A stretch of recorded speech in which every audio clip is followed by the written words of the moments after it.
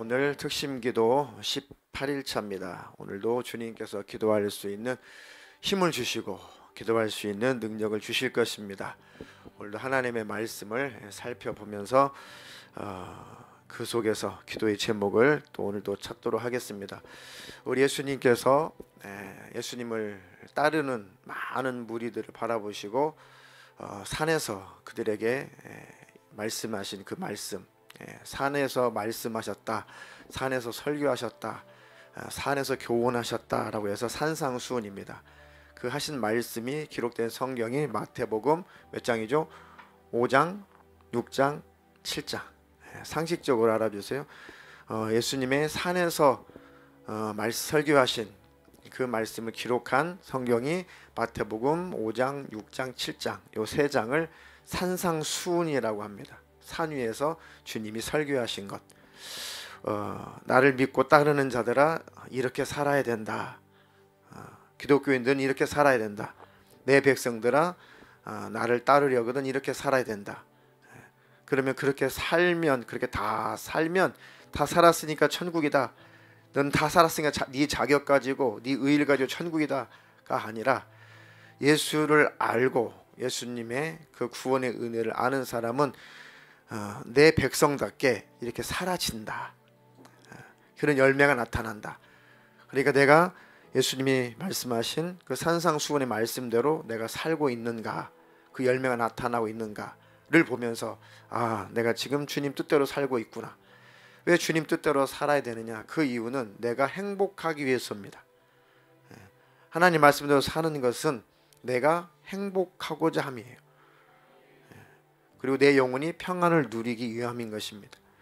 그러니까 주님의 말씀대로 우리가 살면 살수록 주님과 가까워지니까, 주님과 간격이 좁혀지니까, 주님과 간격이 좁혀지면 우리 주님과 그만큼 그 마음을 헤아릴 수가 있잖아요. 그만큼 영적인 감각이 되살아나게 되어 있습니다. 주님의 말씀대로 살면 살 만큼 주님과 가까워진다. 주님과 가까워지면 그의 음성이 잘 들리죠. 주님의 생각을 잘 할 수가 있죠. 주님의 뜻을 잘 이해할 수가 있습니다. 그리고 우리가 곁길로 가지 않게 됩니다. 하나님 나라 천국으로 더 그 천국을 향해서 가게 되어집니다. 주님의 말씀과 멀어지면 주님과 간격이 벌어지고 영적인 감각이 둔해지고 주님의 마음이 부어지지 않고 그 생각을 알지 못하고 또 더 마음이 강팍해져서 내가 믿음 안에 있는지 믿음 밖에 있는지 모르고 회복되지 않으면 천국 가는 줄 알고 가는데 멸망의 길로 갈 수가 있어요. 그러니까 우리는 주님 하신 말씀을 다 지켜서 내 의로 천국 간다가 아니라 주님의 말씀을 지키면 지킬수록 주님과 가까워지니까 그만큼 내 영혼이 보호를 받고 주님의 마음을 알게 되고 주님의 생각을 알게 되니 곁길로 가지 않는다. 그래서 천국으로 가게 된다 그겁니다. 그런 완벽하게 살지 못한 또 내 모습을 발견하기 때문에 회개가 터지는 것이고, 그러니까 겸손해지는 것이죠. 그 주님의 말씀대로 살면 살수록 내 영혼은 안전한 겁니다. 그 말씀이 이제 7장의 마태복음 7장의 맨 마지막에 이제 결론으로 나오는데 그는 내일이나 내일 모레 그때 함께 나누도록 하겠습니다. 자, 오늘은 산상수훈 중에 7장의 첫 번째 주님께서 하신 말씀. 자, 우리 1번 같이 읽어보겠습니다. 시작.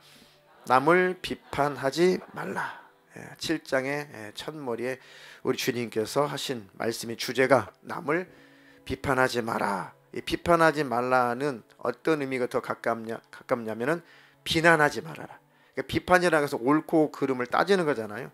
옳고 그름을 따지는 것 자체는 그렇게 죄가 아닌데, 옳고 그름을 따졌는데 저거 잘못했네라고 비난하는 것은 죄가 되는 겁니다. 자, 이 사람이 잘하느냐 잘못하느냐는 내가 분별해야 되니까 잘 판단을 해봐야 될 거 아니에요. 잘 판단하는 것은 죄가 아닌데, 분별은 죄가 아닌데 저 잘못했네, 잘못하는 것을 비난하는 것은 죄가 되는 겁니다. 그러니까 여기서 말하는 비판하지 말라, 이 말은 비난하지 말라가 가깝습니다. 의미가. 자, 그게 1절로 2절에 있는 말씀이죠. 함께 읽겠습니다. 시작. 비판을 받지 아니하려거든 비판하지 말라. 너희가 비판하는 그 비판으로 너희가 비판을 받을 것이요 너희가 헤아리는 그 헤아림으로 너희가 헤아림을 받을 것이니라. 네. 그러니까 네가 비판하는 그 비판, 네가 비판을 하는데 너는 비판을 받지 않을 만큼 그 문제에 있어서 너는 비판받지 않을 만큼 완벽하냐? 너도 비판을 받을 존재라는 것을 기억해라. 하나님 앞에서. 그러니까 누가 누구를 비난하고 누가 누구를 막 비판하고 헐뜯을 만한 우리에게는 하나님 앞에서는 자격이 없다 그거죠. 하나님을 잊어버리고 하나님을 놓치면은 우리 막 비난하기 좋아하고 비판하기 좋아하고 저부터서 낱말하기 좋아하잖아요. 근데 하나님 딱 생각하면 아이고 하나님 또 내가 이럴 자격이 없는데 또 내가 비난하고 함부로 말하고 비판했네요 라고 하나님 앞에 또 회개가 또 터지잖아요. 그렇죠? 너는 왜 그래 했는데 왜 그래 하는 그 내용이 내게는 없느냐.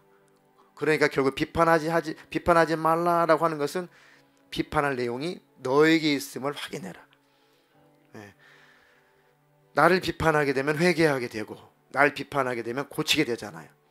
결국은 복음 안에 있는 사람은 나를 보게 되어 있습니다. 다른 사람 죄 아무리 찾아내어서 해결해줘도 내 영혼의 구원과는 아무 상관없어요. 그죠? 다른 사람의 죄가 아무리 많아도 또 다른 사람의 죄를 아무리 찾아도 내 영혼에는 아무 관계가 없어요. 그러니까 내 죄를 찾으면 굉장히 유익한 것이죠. 그러니까 너희가 비판하는 그 비판, 너희도 그 비판 똑같이 받는 것을 알고 그 비판받을 내용이 네가 비판했던 그 비판의 내용이 너에게도 있다는 것, 너도 잘못하고 있다는 것을 잘 알아라. 아멘. 하나님 이렇게 내가 주님 안에서 살게 해주시옵소서. 자, 쭉 이어지는 비슷한 말씀이 이어집니다. 그래서 주님께서 두 번째 하신 말씀에 또 포인트가 2번 시작. 내 눈에 들보를 빼라. 그래서 이어지는 말씀이 내 눈에 들보를 빼라. 들보가 뭐라고요? 이게 들보죠. 들보. 이게 대들보입니다. 이 건물을 좌우로 이렇게 받치고 있는 이 철근, 요게 대들보죠. 이제 나무는 목조로 건물을 치면은 이제 큰 나무로 이렇게 대들보를 이렇게 만듭니다. 이 건물을 받치고 있는 요거 좋은 기둥이고 이거는 들보를 하죠. 이 엄청난 들보가 내 눈에 박혀 있으면 뭐가 보이겠어요? 아무것도 안 보이죠.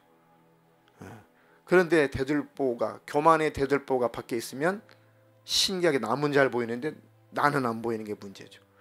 자, 그 말씀이 그 뒤로 3절부터 이어집니다. 시작. 어찌하여 형제의 눈 속에 있는 티는 보고 네 눈 속에 있는 들보는 깨닫지 못하느냐. 보라, 내 눈 속에 들보가 있는데 어찌하여 형제에게 말하기를 나로 내 눈 속에 있는 티를 빼게 하라 하겠느냐.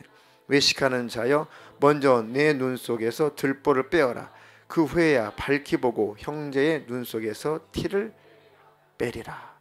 그러니까 이 말씀도 역시 유사한 말씀이죠. 하나님 내 눈에 들보를 먼저 깨닫게 해주십시오. 영안이 열리고 믿음의 눈이 열려서 제발 나를 먼저 보게 해주십시오. 모든 문제가 내게로부터 내게 원인이 있다는 것을 먼저 알게 해주셔서 내 문제를 먼저 빨리 해결하게 도와주시옵소서. 그렇게 예수를 알게 되면 예수님의 은혜를 알게 되면 그런 사람으로 변화되어 간다. 복음의 사람은 항상 그렇게 변화되어 간다. 그래서 예수님이 산에서 이렇게 말씀하시는 겁니다. 예수님을 믿고 쭉 따르는 사람들에게 나를 따르는 너희들아, 나를 믿고 따르는 자들은 이렇게 살게 된다. 이렇게 살아라 라고 말씀하시는 거죠. 자, 그리고 그 뒤에 이어서 하시는 교훈 중에 주제가 세 번째 시작. 구원의 복음을 존귀 여기라. 구원의 복음을 존귀하게 여겨라. 또 확대하면 하나님의 말씀을 존귀하게 여겨라. 우리가 하나님의 말씀을 왜 듣죠? 하나님의 말씀을 우리가 왜 듣죠?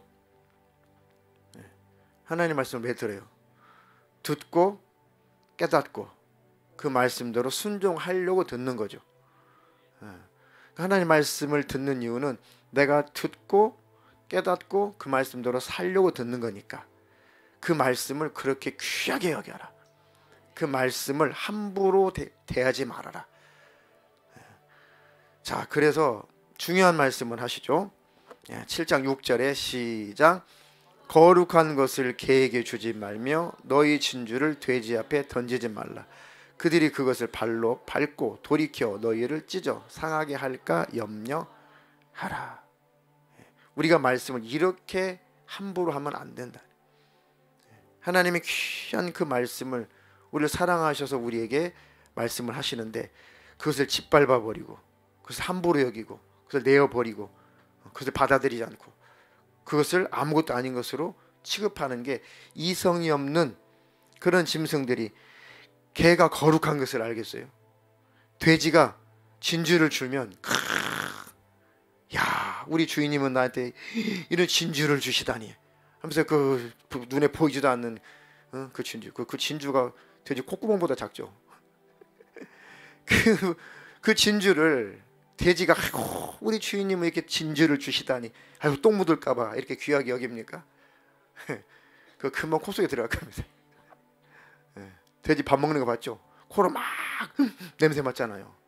그러다가 쏙 들어갈 것 같아요. 그러니 이렇게 복음을 모르면, 말씀이 귀한 것을 모르면 꼭 우리가 하는 짓이 이와 같다. 그러니까 예수님이 내가 너를 위해서 살을 찢고 피 흘려 죽어서 네가 해결할 수 없는, 네가 지옥 갈 수밖에 없는 그 죄값을 내가 갚았단다. 그 진주와 같은 그 말씀, 그 복음을 우리가 함부로 여기고 별것 아닌 것으로 취급하는 것이나, 이 개가 거룩한 것을 알아보지 못하는 것이나, 돼지가 진주를, 귀한 진주를 알아보지 못하고 똥에다 파묻히는 거나 똑같다 그겁니다. 하나님, 내가 그런 실수를 하지 않게 해주시고 주님 피 흘려 나를 구원하신 그 구원의 은혜, 그 복음, 그 예수를 존귀하게 여기는 자가 되게 해주십시오. 그렇다면 절대로 시험에 들지 않습니다. 내가 구원받기 위해서 예수님은 어떤 대가를 치르셨는가, 이 한 가지만 기억해도 아이고 어떻게 주님을 떠날 수가 있고 어떻게 시험에 들 수가 있어요. 조금 느슨해질 수 있고 순간 조금 뒤떨어질 수 있고 하지만 어떻게 주님과의 관계 속에서 주님 앞에 등을 보일 수 있냐고요. 그럴 수 없다. 그렇게 존귀하게 여기옵소서. 이 말씀하신 이유는 그 주님을 따르는 무리들도 있었지만은 끝까지 주님을 대적하는 무리들이 있었어요. 그 개와 그 돼지 같은 그 무리들이 예수님을 십자가에 매달아 죽여버렸잖아요. 그죠? 예수님이 진주 같은 말씀을 하셨어요. 거룩한 말씀을 막 하셨어요. 내가 너희들 위해서 고난받고 순환당하고 십자가에 피 흘려 죽고 너희 죄값을 다 해결할 것이다.